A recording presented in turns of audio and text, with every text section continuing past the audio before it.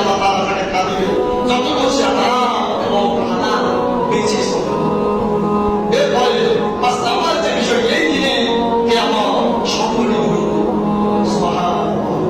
কবে? এই দিনে, শুক্রবার। এই জন্য এই দিনের গুরুত্বটা কি জিনিস দেখেন, সকল নৈকট্যবান ফেরেশতারা আকাশ এবং জমিন, বাতাস, পাহাড়, চন্দ্র, সূর্য, সমুদ্র প্রত্যেক জুমার দিনে কিয়ামত সংঘটিত হয়ে যায় কিনা এই ভয়ে তারা নিজেরা আতঙ্কিত থাকে। সুবহানাল্লাহ। এরা কি আপনার সৃষ্টি নয়? কথা বলে, এরা কি আপনার সৃষ্টি নয়? আমি আর আপনি ওনার সৃষ্টি না।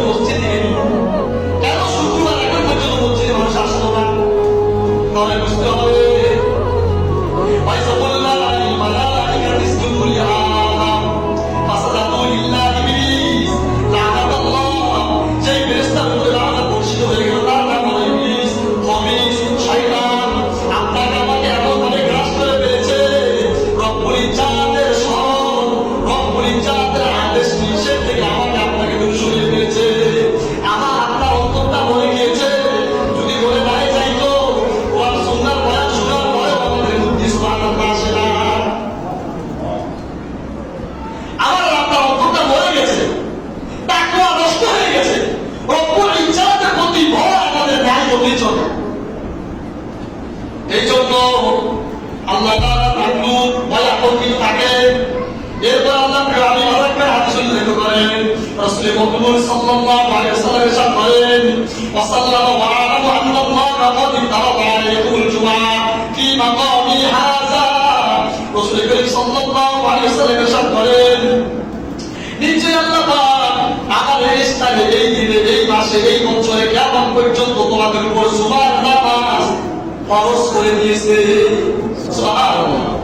আজ থেকে, কাল থেকে, এই সপ্তাহ থেকে, এই মাস থেকে, এই বছর থেকে শুরু করে কিয়ামত পর্যন্ত জুমার নামাজকে কি করে দিয়েছে? ফরজ করে দিয়েছে।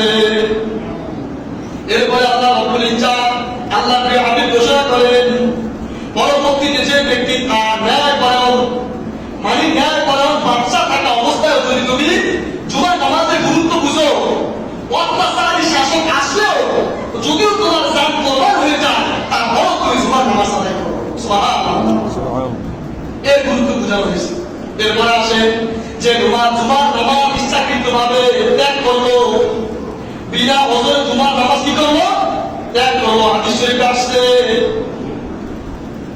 فمن تركها في حياتي أو بعدي وله إمام عادل أو جاهل إخفاء بها أو جحودا بها ولا جمع الله له شمله ولا بارك له في أمره ولا صلاته ولا زكاته ولا حجة له ولا صوم له ولا بر له حتى يتوب من تاب।